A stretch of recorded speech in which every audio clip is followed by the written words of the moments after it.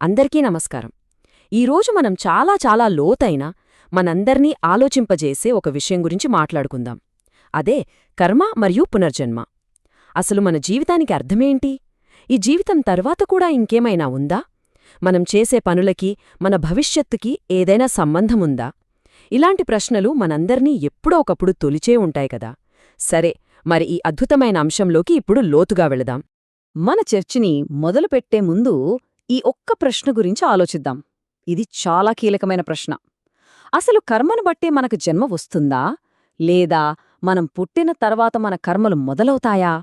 అటూ ఇటూ తిప్పి చూస్తే మన సనాతన ధర్మంలోని ఎన్నో గొప్ప సిద్ధాంతాలకి మూలం ఈ ప్రశ్నే. దీనికి సమాధానం వెతికే ప్రయత్నమే ఈరోజు మనం చేయబోతున్నాం. ఓకే, మొదటగా ఈ మొత్తం ప్రయాణానికి పునాదిలాంటి ఒక కాన్సెప్ట్ గురించి తెలుసుకుందాం. అదే పునర్జన్మ.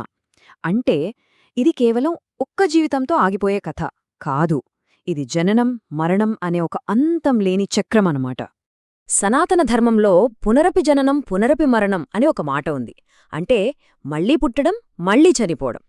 చూడండి, ఆత్మ ప్రయాణమనేది ఒకే ఒక్క జీవితంతో ముగిసిపోయేది కాదు. అది ఒక నిరంతర ప్రవాహంలాంటిది.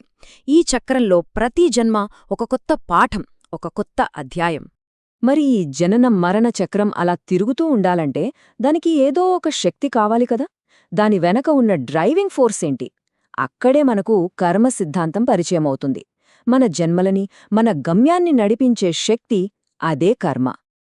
భగవద్గీతలో చెప్పిన ఈ ఒక్క శ్లోకం మొత్తం కర్మ సిద్ధాంతాన్ని మన కళ్ల ముందు ఉంచుతుంది. మనం తెలిసిగానీ తెలియకగానీ చేసిన ప్రతి పని, అది మంచిదైనా చెడ్డదైనా, దాని ఫలితాన్ని అనుభవించి తీరాలి. ఇది ఒక కాస్మిక్ లా అన్నమాట. దీని నుండి ఎవ్వరూ ఎప్పటికీ తప్పించుకోలేరు. మన పనుల ఫలితాలు ఈ జన్మలోనో లేదా రాబోయే జన్మలోనో ఖచ్చితంగా మనల్ని వెతుక్కుంటూ వస్తాయి. అయితే ఈ ఆలోచనా విధానం వేరే నమ్మకాలకు ఎలా భిన్నంగా ఉంటుంది?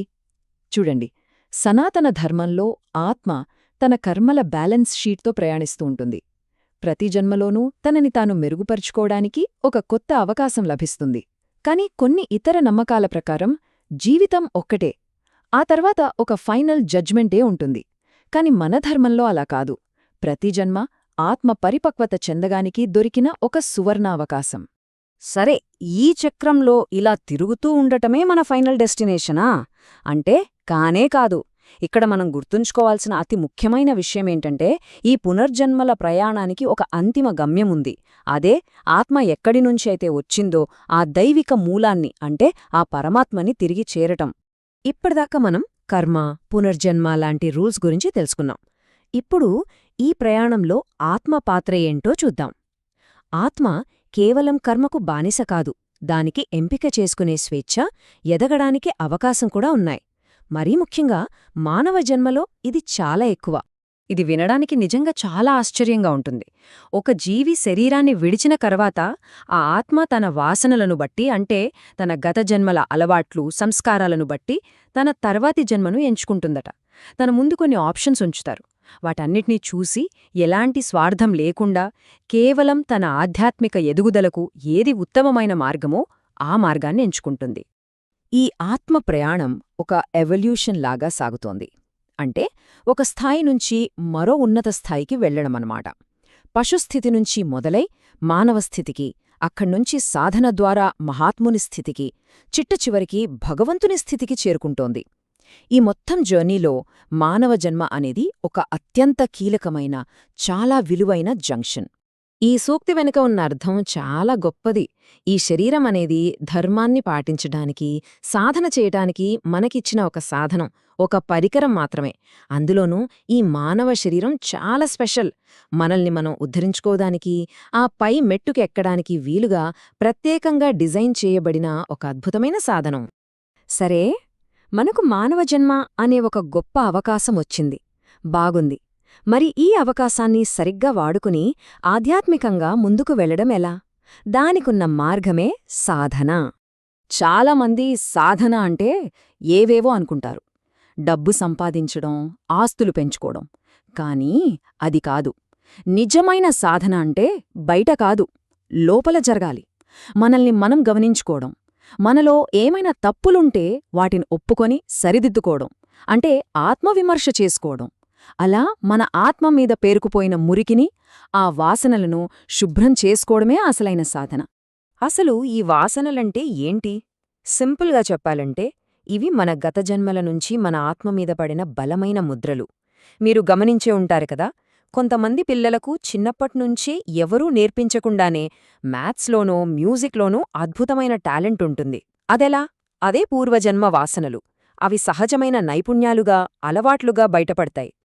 ఇక్కడే మనకు ఫ్రీ విల్ అంటే సంకల్పశక్తి అనే అద్భుతమైన పవరొస్తుంది. మనం కావాలంటే మన పాత వాసనలకు, పాత అలవాట్లకు బానిసల్లా బ్రతకొచ్చు, లేదా మన సంకల్పశక్తిని ఉపయోగించి తెలిసి కొత్త మంచి అలవాట్లను మన జీవితంలోకి తెచ్చుకోవచ్చు. మనం తీసుకునే ప్రతి చిన్న నిర్ణయం మన ఆత్మ ఏ డైరెక్షన్లో వెళ్తుందో నిర్ణయిస్తుంది. ఇంత కష్టపడి, ఇంత సాధన చేసి, ఇంతకీ ఈ మొత్తం ప్రయాణం యొక్క చివరి గమ్యమేమిటి? ఈ చక్రం నుంచి బయటపడి ఆ శాశ్వతమైన ఆనందాన్ని పొందడమెలా? ఆదిశంకరాచార్యులు ఒక మాట చెప్పారు. ఈ ప్రపంచంలో 3 విషయాలు చాలా చాలా అరుదుగా లభిస్తాయట. మొదటిది మానవ జన్మ ఎత్తడం. రెండవది ఆ జన్మ ఎత్తిన తర్వాత మోక్షం కావాలి, ఈ చక్రం నుంచి బయటపడాలి అనే కోరిక కలగడం. ఇక మూడవది ఈ మార్గంలో మన చేయి పట్టుకొని నడిపించడానికి ఒక గొప్ప గురువు దొరకడం. ఈ 3 దొరికి కూడా సాధన చేయకపోతే అంతకంటే దురదృష్టం ఇంకొకటుండదు. అంతిమంగా చూస్తే ఈ మొత్తం ప్రయాణం ఒక ప్యూరిఫికేషన్ ప్రాసెస్ అన్నమాట. పరమాత్మలో ఒక చిన్న భాగమైన ఈ ఆత్మ తన చుట్టూ ఉన్న అహంకారం, కోరికలు, బంధాలు అనే పొరల్ను ఒక్కొక్కటిగా తొలగించుకుంటూ చివరికి తన నిజస్వరూపాన్ని తెలుసుకుని తన మూలాన్ని అంటే ఆ భగవంతుణ్ణి చేరుకుంటుంది. ఈ ప్రయాణంలో మనం ఒంటరివాళ్లం కాదు. ఆ భగవంతుడు మనకు ఎప్పుడూ ఏదో ఒక రూపంలో సూచనలు పంపుతూనే ఉంటాడు. అది మన అంతరాత్మ చెప్పే మాట కావచ్చు, లేదా మన చుట్టూ జరిగే సంఘటనలు కావచ్చు, కొన్నిసార్లు హెచ్చరికలు కూడా కావచ్చు. మనం సరైన మార్గంలో వెళ్లడానికి ఆయన ఎప్పుడూ సహాయం చేయడానికి సిద్ధంగానే ఉంటారు. ఈ మొత్తం విశ్లేషణను ఒక్క ప్రశ్నతో ముగిద్దాం. మన చుట్టూ, అలాగే మన లోపల భగవంతుడిస్తున్న ఈ సూచనలను, ఈ క్లూజ్ని మనం నిజంగా గమనిస్తున్నామా? వాటిని అర్థం చేసుకుని మన జీవితాన్ని ఒక ఉన్నతమైన మార్గంలో నడిపించుకుంటున్నామా?